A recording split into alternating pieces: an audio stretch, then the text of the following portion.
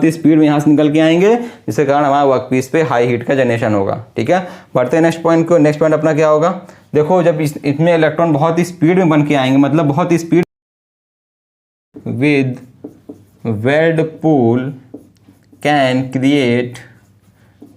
Create variety of problems. कौन कौन सी problem हो सकती है फ्रेंड्स?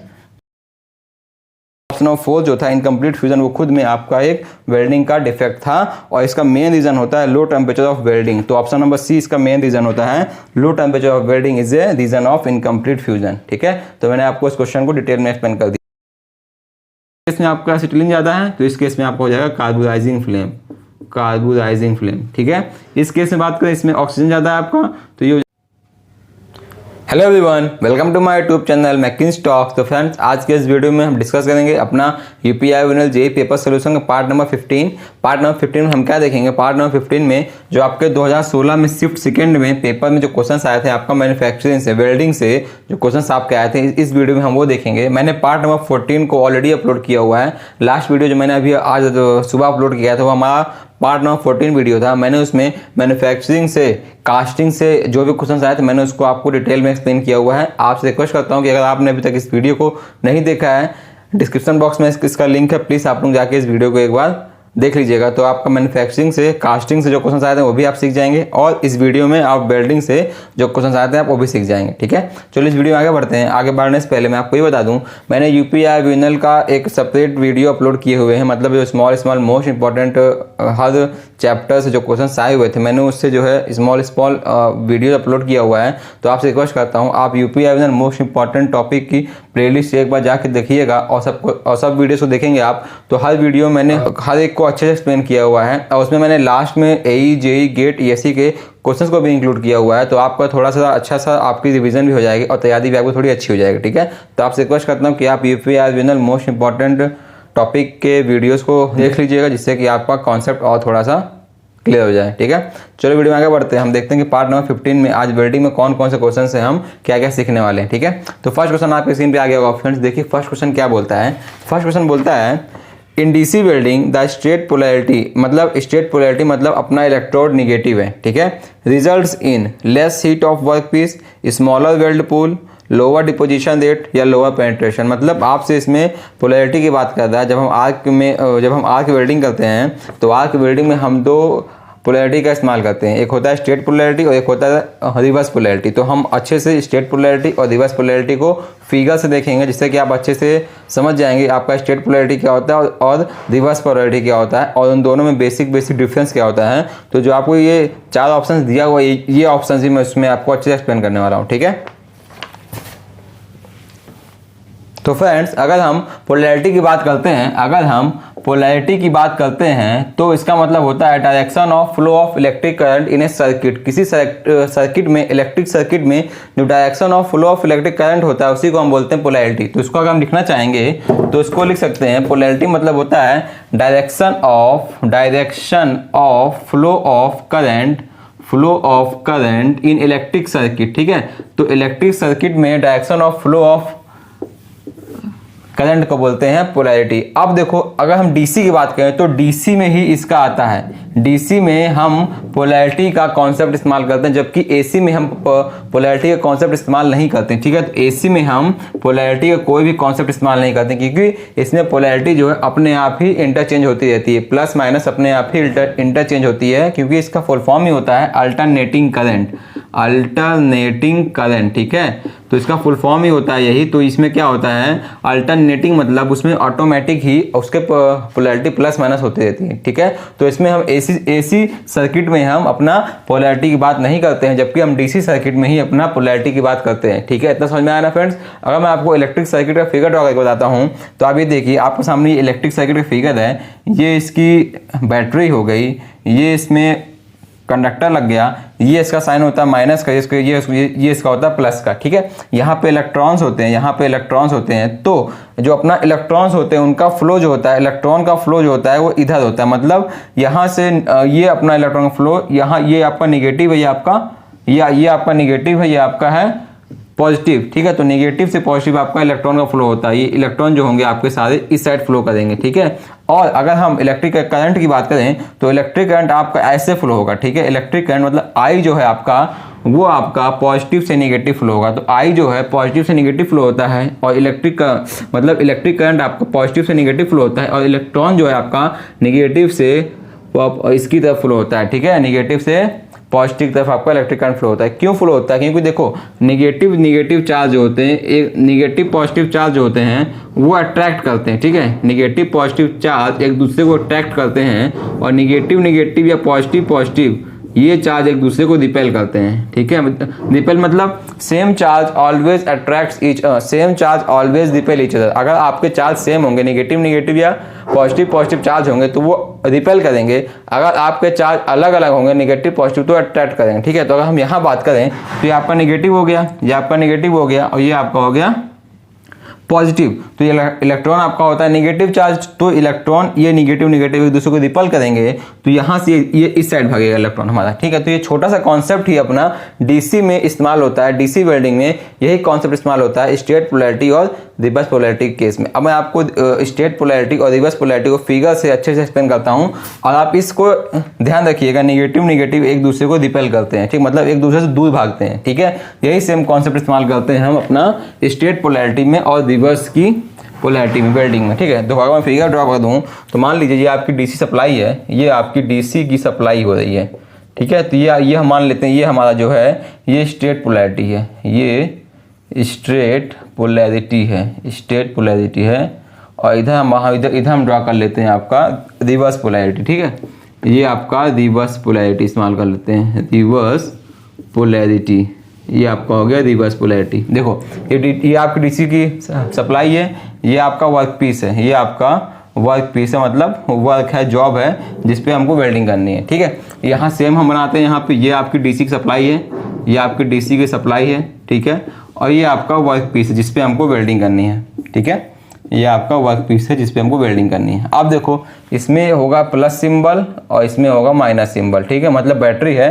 तो यहाँ पे हम क्या करेंगे, पहले इसको हम समझ लेते हैं। देखो ये प्लस माइनस सिंबल है ना, तो स्टेट पोलैरिटी मतलब क्या होगा, अभी मैं आपको एक्सप्लेन करता हूँ। पहले हम ये देखते हैं कि इस नेगेटिव वाले सिंबल को हम यहाँ पे इलेक्ट्रोड से जोड़ देंगे। ये आपका वेल्डिंग इलेक्ट्रोड है, ठीक है, ये आपका वेल्डिंग इलेक्ट्रोड है।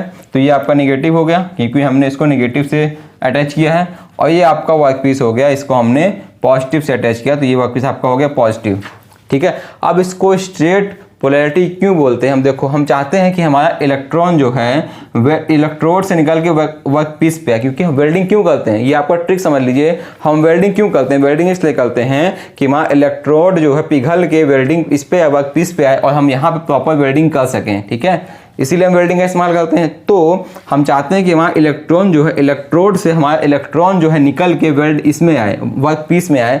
तो क्या होगा, तो ये अगर हम ये देखें कि किस केस में हमारा इलेक्ट्रॉन मतलब स्पीड में इसके ऊपर आएगा, ठीक है। तो ये आपका नेगेटिव है, ये आपका नेगेटिव है, तो ये एक दूसरे को रिपेल करेंगे, ठीक है, ये एक दूसरे को रिपेल करेंगे। तो इसीलिए इसको हम बोलते हैं स्टेट पोलैरिटी, मतलब जो हम चाहते हैं वो यहाँ पे हो रहा है। हम चाहते हैं कि हमारा इलेक्ट्रॉन जो है, ये आपका इलेक्ट्रोड है, ये आपका वेल्डिंग इलेक्ट्रोड है, तो हम चाहते हैं हमारा इलेक्ट्रॉन जो है इलेक्ट्रोड से निकल के वर्क पीस पे आए। तो ये हमारा इसमें फुलफिल हो रहा है। क्यों फुलफिल हो रहा है, ये हमारा नेगेटिव चार्ज है और ये अपना नेगेटिव होता है, तो ये इसको रिपेल करेगा तो हमारा इलेक्ट्रॉन यहाँ पे आ जाएगा, ठीक है, इसीलिए इसको हम बोलते हैं स्टेट पोलैरिटी, ठीक। अब इसी का उल्टा कर देंगे हम उल्टा क्या कर देंगे, अपने इस इलेक्ट्रोड को बना देंगे पॉजिटिव और अपने इस वर्कपीस को बना देंगे निगेटिव, ठीक है।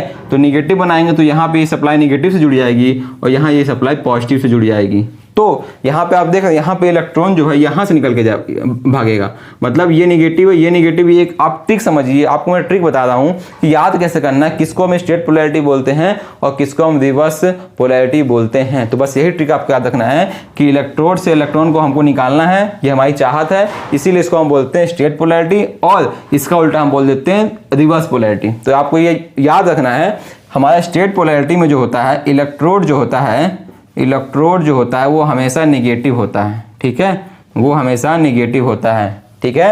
और आपका रिवर्स पोलैरिटी में जो इलेक्ट्रोड होता है जो आपका इलेक्ट्रोड होता है वो हमेशा पॉजिटिव होता है। इसमें किसी कोई दिक्कत है फ्रेंड्स? अब आपको हमेशा ये याद रहेगा स्ट्रेट पोलैरिटी किसको बोलते हैं, रिवर्स पोलैरिटी किसको बोलते हैं। ठीक है, किसी को इसमें कोई दिक्कत है प्लीज बताना, और अच्छा लगे तो प्लीज वीडियो को लाइक कर देना। ठीक है, देखो तो हमारा इसमें हमेशा इलेक्ट्रोड जो होगा हमेशा जो है निगेटिव रहेगा और इसमें इलेक्ट्रोड हमारा पॉजिटिव रहेगा। अगर हम सेकंड पॉइंट की बात करें तो सेकंड पॉइंट आपने क्या देखा, इलेक्ट्रॉन, इसको हम बोलते हैं इलेक्ट्रॉन। इलेक्ट्रॉन हमारा इलेक्ट्रोड से घूम के इस पे आ रहा है, मतलब इसमें क्या हो रहा है, इलेक्ट्रॉन्स जो है हमारे, electrons are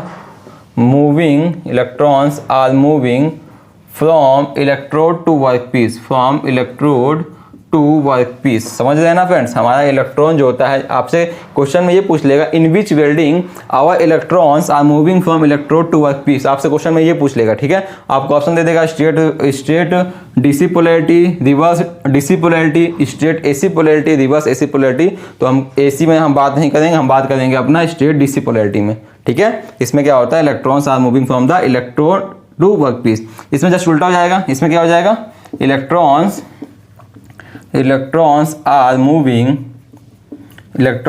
moving from workpiece to electrode. ठीक है, तो ये इसमें आपका रिवर्स हो जाएगा। अब देखो आपका इलेक्ट्रॉन बहुत ही स्पीड में यहाँ से इसमें निकल के आएगा। ठीक है, आपके इलेक्ट्रॉन बहुत ही स्पीड में इलेक्ट्रोड से वर्कपीस पे आएगा, तो यहाँ पे वर्कपीस पे हाई हीट का जनरेशन हो जाएगा। तो वही इसका थर्ड पॉइंट होगा, high heat generated on workpiece, high heat generated on workpiece. तो किस केस में आपका वर्कपीस पे हाई हीट का जनरेशन होता है, तो आपका स्ट्रेट पोलैरिटी के केस में हाई हीट का जनरेशन होता है। ठीक है, और इसमें जस्ट इसका उल्टा हो जाएगा, लो हीट इसमें हो जाएगा कि low heat generated on workpiece. समझ में आया ना फ्रेंड्स? इसमें क्यों, इसका रीजन मैं आपको प्रॉपर एक्सप्लेन करता हूँ। इसमें हाई हीट क्यों होगा, इसमें लो हीट क्यों होगा, इसको मैंने ऐसा ही याद किया था, क्योंकि इलेक्ट्रॉन बहुत ही स्पीड में यहाँ से निकल के आएंगे, जिसके कारण हमारा वर्कपीस पे हाई हीट का जनरेशन होगा। ठीक है, बढ़ते हैं नेक्स्ट पॉइंट को। नेक्स्ट पॉइंट अपना क्या होगा, देखो जब इसमें इलेक्ट्रॉन बहुत ही स्पीड में बन के आएंगे, मतलब बहुत ही स्पीड में आएंगे, तो इसमें क्या होगा आपका, इसमें depth of penetration is more, मतलब इसमें पेनिट्रेशन का डेप्थ बहुत ही ज्यादा होगा। तो इसमें क्या होगा, depth of penetration is more, depth of penetration is more. इसमें आपका पेनिट्रेशन का डेप्थ ज़्यादा होगा, जबकि इस केस में आपका लो होगा। ठीक है, इस केस में आपका डेप्थ ऑफ पेनिट्रेशन लो होगा। पेनिट्रेशन क्या होता है फ्रेंड, इसको मतलब अंदर जाने की क्षमता, यहाँ पे इसको अंदर मतलब घुस जा रहा है, उसको अपना वर्कपीस को पेनिट्रेट कर जा रहा है। ठीक है, समझ में आया ना फ्रेंड? इसमें क्यों आपका डेप्थ ऑफ पेनिट्रेशन क्यों ज़्यादा होगा, इसमें क्यों कम होगा। ठीक है, आपका नेक्स्ट टॉपिक क्या है, नेक्स्ट टॉपिक इसमें ये होगा कि वेल्ड डिपोजिशन रेट इसमें लो, आपका इसमें वेल्ड का डिपोजिशन रेट इसमें लो होता है, जबकि आपका डीसी से इसमें रिवर्स पोलैरिटी में वेल्ड का डिपोजिशन रेट हाई होता है। तो यहाँ पे मैं लिखता हूँ इसको, यहाँ पे लिखता हूँ weld deposition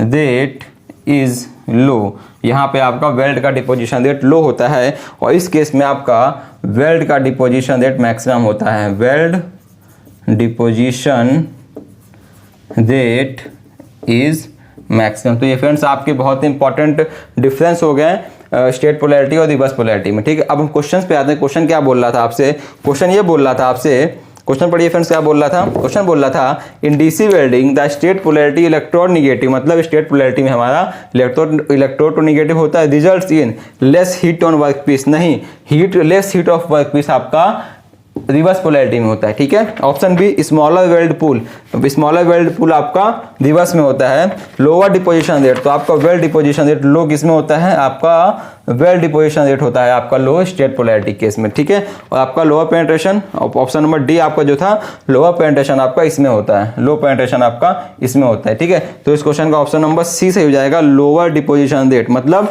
straight polarity case में जो हमारा इलेक्ट्रोड निगेटिव होता है उसको हमको उस केस में हमको वेल्ड का डिपोजिशन रेट लो मिलता है। ठीक है, तो इस क्वेश्चन का ऑप्शन नंबर सी सही हो जाएगा, लोअर डिपोजिशन रेट। ठीक है, समझ में आया ना फिर अच्छे से? चलो बढ़ते हैं नेक्स्ट क्वेश्चन की ओर। अगला क्वेश्चन क्या बोलता है, अगला क्वेश्चन बोलता है in an inert gas welding process the commonly used gas is, मतलब हम गैस वेल्डिंग प्रोसेस में किस गैस का इस्तेमाल करते हैं, क्रिप्टन, हीलियम और आर्गन, ऑक्सीजन या हाइड्रोजन। तो मैं पहले आपको थोड़ा सा आपको मैं गैस वेल्डिंग का फिगर ड्रॉ करके एक्सप्लेन कर देता हूँ कि अपना गैस वेल्डिंग क्या होता है। ठीक है, तो मैं आपको थोड़ा सा एक्सप्लेन करता हूँ फिगर बना के गैस वेल्डिंग प्रोसेस को, उसके बाद हम आगे बढ़ेंगे। तो फ्रेंड्स ये आपका गैस मेटल आर्क वेल्डिंग का एक फिगर ड्रॉ किया है मैंने इसको इसलिए ड्रॉ किया ताकि मैं आपको ये एक्सप्लेन कर सकूं कि आखिर हम इनर्ट गैस का इस्तेमाल क्यों करते हैं। हम गैस वेल्डिंग मतलब गैस मेटल आर्क वेल्डिंग में अपना इनर्ट गैस मतलब इनर्ट गैस को इसमें बोलते हैं शील्डिंग गैस, हम शील्डिंग गैस का इस्तेमाल क्यों करते हैं। देखो ये आपका एक वेल्डिंग प्रोसेस है, ठीक है, ये आपका नोजल है, ये मैंने ये लिखा हुआ ये आपका एक नोजल है, नोजल जो है इस डायरेक्शन में आगे की ओर हम इसको लेके जा रहे हैं, ठीक है। ये आपका बेस मेटल है और ये आपका सॉलिडिफाइड वेल्ड मेटल है। तो आपका वेल्डिंग यहाँ से यहाँ तक होते हुए आगे आ रहा है और ये आपका मोल्टन का वेल्ड पूल है, यहाँ पे आपका मेटल जो है अभी मोल्टन स्टेट में है, ठीक है। इतना समझ में आ रहा है। अब देखो ये आपका सॉलिड वाई इलेक्ट्रोड है, ये वाई इलेक्ट्रोड यहाँ से आ रहा है और यहाँ पे वेल्ड ये यहाँ पे हीट होके वेल्ड होके आपकी वेल्डिंग का काम कर रहा है, ठीक है। यहाँ पे ये आर्क है, ये यहाँ पे आपकी आर्क है। अब ध्यान दो, अगर हम ये आर्क को सीधे सीधे वेल्डिंग कराएं मतलब हम यहाँ पे कोई शील्डिंग गैस का इस्तेमाल नहीं कर रहे हैं, हम यहाँ से एक शील्डिंग गैस भेज रहे हैं, ये आपकी शील्डिंग गैस यहाँ से यहाँ पे आ रही है और ये शील्डिंग गैस ने आपको इसको घेर रखा है, पूरा आपको घेर रखा है, इस आर्क को और मोल्टेन मेटल वेल्ड पूल को घेर रखा है। अगर हम इसका इस्तेमाल नहीं करते हैं, ठीक है, हम शील्डिंग गैस का इस्तेमाल नहीं करते हैं, इसको हम पूरा हटा देते हैं, हम इस शील्डिंग गैस को पूरा हटा देते हैं, ठीक है, हमने शील्डिंग गैस पूरा हटा दिया, बस ये आपका आर्क है और ये आपका मोल्टेन मेटल का वेल्ड पूल है जहाँ पे हम वेल्डिंग कर रहे हैं। तो क्या होगा, यहाँ पे एटमॉस्फेयर के कॉन्टैक्ट में आके मतलब ये वेल्डिंग आर्क जो है आपकी एटमॉस्फेयर के कॉन्टैक्ट में आएगी, मतलब ऑक्सीजन कॉन्टैक्ट में आएगी। जब ऑक्सीजन के कांटेक्ट में आएगी तो यहाँ पे ऑक्सीडेशन हो जाएगा, तो ऑक्सीडेशन होने की वजह से आपका यहाँ पे वेल्ड पूल खराब हो जाएगा और आपकी वेल्डिंग अच्छी नहीं हो पाएगी, ठीक है। इसीलिए हम ऑक्सीडेशन से बचने के लिए, मेटल ब्लो से बचने के लिए, आर्क ब्लो से सेव करने के लिए अपने आप को, वेल्डिंग को अपनी वेल्डिंग को सेव करने के लिए हम यहाँ पे जो है शील्डिंग गैस का इस्तेमाल करते हैं, ठीक है, मतलब इनर्ट गैस का इस्तेमाल करते हैं। तो इनर्ट गैस जो आपके आर्क को और आपके मोल्टेन मेटल के वेल्ड पूल को एटमॉस्फेयर से सेव करके रखती है, ठीक है। तो इसका अगर हम प्रॉपर रीज़न लिखें कि why inert gas are use, कि हम इनर्ट गैस का इस्तेमाल क्यों करते हैं, ठीक है, why inert gas are use, हम इनर्ट गैस का इस्तेमाल क्यों करते हैं। तो इनर्ट गैस का इस्तेमाल हम इसलिए करते हैं टू प्रोटेक्ट वेल्ड एरिया मतलब इस वेल्ड एरिया को प्रोटेक्ट करने के लिए फ्रॉम ऑक्सीजन से, वाटर के वेपर से, जो एटमॉस्फेयर में वाटर के वेपर्स होते हैं उनसे, नाइट्रोजन से, हाइड्रोजन से जो आपके एयर में होते हैं, कंटेन्ड इन एयर एटमॉस्फेयर, मतलब जो आपके एयर एटमॉस्फेयर में ये सब चीज़ें होती हैं, इनसे आपके वेल्ड पूल को प्रोटेक्ट करने के लिए हम अपना इनर्ट गैस का इस्तेमाल करते हैं। सेकंड पॉइंट हम क्या लिख सकते हैं, इससे क्या होता है आपका, इसमें जो है आपका एटमॉस्फेयर से यहाँ पे रिएक्शन होता है, इससे आपका वेल्ड पूल में प्रॉब्लम क्रिएट हो सकती है, ठीक है। तो वही हम यहाँ पे लिखेंगे the reaction of these elements with weld pool can create variety of problems। कौन कौन सी प्रॉब्लम हो सकती है फ्रेंड्स, variety of problems। तो कौन कौन सी प्रॉब्लम्स यहाँ पे आ सकती है, जैसा कि आपका including porosity and excessive spatter, ठीक है फ्रेंड्स। तो ये आपका हो गया हम इनर्ट गैस का इस्तेमाल क्यों करते हैं। और most commonly use inert gas जो होती है वो आपकी होती है हीलियम या आर्गन। आपको ये याद रखना है, जो मोस्ट कॉमनली यूज हम मतलब जो अपना इनर्ट गैस का इस्तेमाल करते हैं, या तो हम हीलियम का इस्तेमाल करते हैं या तो हम आर्गन का इस्तेमाल करते हैं, ठीक है, या तो हम हीलियम का इस्तेमाल करते हैं या तो हम आर्गन का इस्तेमाल करते हैं। ये दोनों इनर्ट गैस बहुत ही बेस्ट होती हैं, ठीक है। तो क्वेश्चन का ऑप्शन नंबर बी सही होगा फ्रेंड, हीलियम या आर्गन, ठीक है। आई होप आपको अच्छे से मैंने एक्सप्लेन कर दिया इस चीज़ को। चलो बढ़ते हैं आगे नेक्स्ट क्वेश्चन की तरफ। तो अगला क्वेश्चन बोलता है under filling in a weld joint is due to, मतलब आपका ये वेल्ड जॉइंट में जो वेल्डिंग डिफेक्ट्स होते हैं, आपका ये क्वेश्चन उससे है। तो अंडर फिलिंग एक आपका वेल्डिंग का डिफेक्ट होता है, तो ये क्यों होता है, ठीक है। Melting away of base metal, incomplete filling of weld joint, low temperature of welding या इनकम्प्लीट फ्यूजन। तो मैं आप चारों ऑप्शन को अच्छे से आपको एक्सप्लेन करता हूँ और थोड़ा सा आपको मैं वेल्डिंग डिफेक्ट को एक्सप्लेन कर देता हूँ। तो ये जो आपको चारों ऑप्शन दिए हुए हैं ये सभी आपके वेल्डिंग डिफेक्ट का रीज़न होता है। और इसमें जैसे आपको अंडर फिलिंग के बारे में इसने बोल दिया है और चार ऑप्शन दे दिया, तो क्या पता आने वाले एग्जाम में यही सेम ऑप्शन दे दे और क्वेश्चन चेंज कर दे, ठीक है। मतलब क्या है, जैसे अंडर फिलिंग की बात करें हम, तो अंडर फिलिंग क्या होता है, देखो अंडर फिलिंग को समझो अच्छे से। जो वहाँ अंडर फिलिंग होता है, मान लो ये अपना बेस मेटल, ये अपना 2 बेस मेटल हो गया, हमको इसकी वेल्डिंग करनी है, ठीक है। मैं आपको थोड़ा अंडर फिलिंग एक्सप्लेन कर देता हूँ। अंडर फिलिंग क्या होता है। देखो अंडर फिलिंग क्या होता है, तो जब हम वेल्डिंग करते हैं, इनका वेल्डिंग करते हैं, तो हमारा वेल्ड पूल जो है ऐसे होना चाहिए, ठीक है। मतलब ये आपका वेल्ड मटेरियल है, तो आपका ये वेल्ड मटेरियल जो है ऐसे होना चाहिए, ठीक है। ये 3D फिगर इसका बना देता हूँ मैं, तो आपका ये वेल्ड मटेरियल आपका ऐसे होना चाहिए। बट अंडर फिलिंग के केस में क्या होगा, अंडर फिलिंग के केस में हमारा वेल्ड मटेरियल जो ऐसे होगा, ये ऐसे नहीं होगा, यहाँ पे गैप बन जाएगा, ठीक है, यहाँ पे गैप बन जाएगा, तो आपका यहाँ पे इतना मटेरियल यहाँ पे नहीं है, तो इसी को हम बोलते हैं अंडर फिलिंग। इसी डिफेक्ट को हम बोलते हैं वेल्डिंग में अंडर फिलिंग डिफेक्ट, ठीक है। ये आपका था बेस मेटल था ये, ठीक है। तो इसके नीचे आपकी वेल्डिंग नहीं होनी चाहिए। मतलब अगर हम नॉर्मल केस में देखें तो नॉर्मल केस में आपकी वेल्डिंग जो है ऐसी होनी चाहिए, या इसके नीचे आपकी वेल्डिंग नहीं होनी चाहिए, और इस केस में वेल्डिंग आपकी ऐसे हो जाती है, तो इसी को हम बोलते हैं अंडर फिलिंग डिफेक्ट, ठीक है। अब अंडर फिलिंग डिफेक्ट आपका क्यों होता है, क्योंकि incomplete filling of weld joints, मतलब यहाँ पे वेल्ड जॉइंट का फिलिंग अच्छे से नहीं हुआ है, तो इसी को हम बोलते हैं, जब हमारा इनकम्प्लीट फिलिंग होता है, incomplete filling of weld joints, incomplete filling of weld joint, इसको हम बोलते हैं जब अपने वेल्ड जॉइंट की फिलिंग इनकम्प्लीट होती है, इस डिफेक्ट को हम बोलते हैं under filling defect, under filling defect, ठीक है फ्रेंड्स। तो ये इसका हो गया डिफिनीशन, अंडर फिलिंग डिफेक्ट का डिफिनीशन हो गया। अब इसका क्या कहते हैं, ऑप्शन नंबर बी सही होगा, incomplete filling of weld joint. तो ये इसकी डिफिनीशन होती है, अंडर फिलिंग डिफेक्ट की डिफिनीशन ही होती है incomplete filling of weld joint. अब ये देखते हैं इसके रीजंस क्या क्या होते हैं, ठीक है। अंडर फिलिंग डिफेक्ट के क्या क्या मेन रीजंस होते हैं, मैं आपको वो थोड़ा सा एक्सप्लेन कर देता हूँ। देखो मेन रीजंस क्या होते हैं इसके, रीजंस ऑफ अंडर फिल, ठीक है, रीजंस ऑफ अंडर फिल के क्या क्या रीजंस होते हैं। देखो पहला रीजन आपका होगा lack of penetration, lack of penetration मतलब उसमें पेनेट्रेशन अच्छे से ना हो पाया होगा, पेनेट्रेशन, ठीक है, मतलब इनकम्प्लीट पेनेट्रेशन, ठीक है। ये आपका पहला रीजन हो गया। सेकंड रीजन क्या होगा, सेकंड रीजन आपका फास्ट ट्रेवल स्पीड, मतलब हमने यहाँ पे अपना वेल्डिंग यहाँ से करना स्टार्ट किया और बहुत ही स्पीड में यहाँ से इस तरफ चले गए, हमारा वेल्डिंग अच्छे से हो ही नहीं पाया था, हम बहुत ही स्पीड में निकल गए, तो इसका ये रीज़न होता है। तो इसका रीज़न होगा फास्ट ट्रेवल स्पीड, मतलब ट्रेवल स्पीड हमारी बहुत ही फास्ट थी।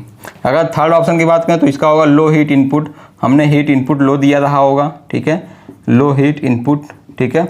और फोर्थ इसका रीज़न होगा इलेक्ट्रोड डाया बहुत ज़्यादा बड़ा रहा होगा, मतलब electrode dia is too large, electrode dia हमारा बहुत ही लार्ज रहा होगा। तो ये आपका होता है main reasons of the under fill, पहला लैक ऑफ पेनेट्रेशन, दूसरा फास्ट ट्रेवल स्पीड, तीसरा लो हीट इनपुट, चौथा electrode dia is too large, ठीक है। तो ये आपके 4 मेन रीजंस हो गए हैं अंडर फिल होने के। तो इस क्वेश्चन का ऑप्शन नंबर बी सही होगा, incomplete filling of weld joint. अगर हम ऑप्शन नंबर ए की बात करें, melting away of base metal, मतलब melting away of base metal का मेल्टिंग अवे हो जाना, ये कौन सा डिफेक्ट होता है फ्रेंड्स, ये आपका डिफेक्ट होता है अंडर कट, ठीक है। तो आप ध्यान दीजिएगा अंडर कट जो होता है आपका, मैं अगर बात करूं अंडर कट की, तो जो अंडर कट होता है आपका, जो इसमें ऑप्शन नंबर ए दिया हुआ है, क्या पता आने वाले एग्जाम में बोल दे आपसे, इसमें बोल देगा undercut in a weld joint is due to, option same दे देगा आपको, तो तब इस क्वेश्चन का ऑप्शन नंबर ए हो जाएगा melting away of base metal. तो अंडर कट होता है आपका melting away of base metal, ठीक है। ये आपका अंडर कट का डिफिनेशन होता है। इसमें क्या होता है, इसमें आपका ये आपका वेल्ड होता है, ठीक है, ये आपका वेल्ड होता है, ये आपका वेल्ड बेस मेटल होता है, ये बेस मेटल होता है आपका, और यहाँ पे आपका वेल्डिंग जो है, यहाँ पे वेल्डिंग में ऐसे हो जाता है, ये आपका अंडर कट हो जाता है, ठीक है, ये आपको यहाँ पे अंडर कट हो जाता है, इसी को हम बोलते हैं अंडर कट। हम अगर बात करें थर्ड ऑप्शन की, लो टेम्परेचर ऑफ वेल्डिंग, मतलब लो टेम्परेचर ऑफ वेल्डिंग, और फोर्थ आपका इनकम्प्लीट फ्यूजन। तो इनकम्प्लीट फ्यूजन आपका कैसे होगा, इनकम्प्लीट फ्यूजन आपका ऐसे होता है, ये आपका वेल्ड होता है और यहाँ पे आपका ये वेल्ड इतना वेल्ड मटेरियल आपका छूट जाता है, इसी को हम बोलते हैं इनकम्प्लीट फ्यूजन, ठीक है, इसी को हम बोलते हैं इनकम्प्लीट फ्यूजन। तो इनकम्प्लीट फ्यूजन अपने आप में खुद एक वेल्डिंग का डिफेक्ट है, ठीक है।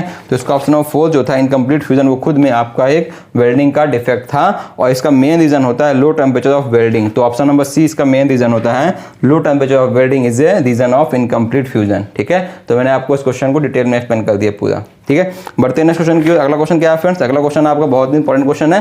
क्वेश्चन बोलता है friends, the ratio between oxygen and acetylene gives gases for neutral flame in gas welding. तो आपको मालूम है गैस वेल्डिंग में आपकी 3 टाइप्स की फ्लेम होती हैं, ठीक है। एक होती है न्यूट्रल फ्लेम जिसमें आपका ऑक्सीजन और एसिटिलीन का रेशियो सेम होता है, और एक आपकी होती है ऑक्सीडाइजिंग फ्लेम, और एक आपकी होती है कार्बोनाइजिंग फ्लेम। तो मैं अगर आपको एक्सप्लेन करूँ इन तीनों फ्लेम को, अगर हम टाइप्स ऑफ फ्लेम की बात करें, अगर हम टाइप्स ऑफ फ्लेम की बात करते हैं, types of flame in gas welding में हम टाइप्स ऑफ फ्लेम की बात करें तो हम देखो, पहला इसमें होता है न्यूट्रल फ्लेम, ठीक है, न्यूट्रल फ्लेम। सेकंड आपका इसमें होता है ऑक्सीडाइजिंग फ्लेम।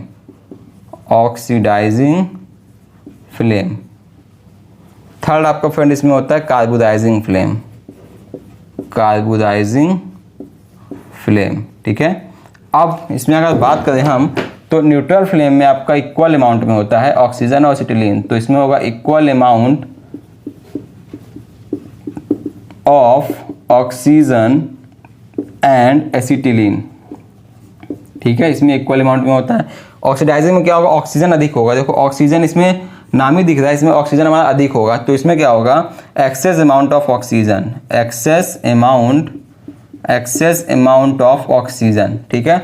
इसमें बात करें तो जो बचा आपका वो बचा आपका कार्बोनाइजिंग फ्लेम, मतलब इसमें एक्सेस अमाउंट ऑफ एसिटिलीन होगा, एक्सेस अमाउंट ऑफ एसिटिलीन, ठीक है, एसिटिलीन। तो ये आपका हो गया, ये आपके हो गए तीनों टाइप्स के फ्लेम्स जो गैस वेल्डिंग में इस्तेमाल होते हैं। अब इनका रेशियो की बात करें हम, पहले इनका एप्लीकेशन बात कर लेते हैं कि इनका मेन एप्लीकेशन कहाँ कहाँ होता है। तो आपका न्यूट्रल का एप्लीकेशन होता है used in MS and SS, मतलब माइल्ड स्टील की वेल्डिंग करने के लिए और स्टेनलेस स्टील की वेल्डिंग करने के लिए, ठीक है। इसका एप्लीकेशन इस्तेमाल करें हम, ऑक्सीडाइजिंग का एप्लीकेशन क्या होता है, used in copper and zinc. आपको फ्रेंड्स ये एप्लीकेशन भी याद रखने हैं, ठीक है। तो कॉपर की वेल्डिंग और जिंक की वेल्डिंग करने के लिए हम ऑक्सीडाइजिंग फ्लेम का इस्तेमाल करते हैं, ठीक है।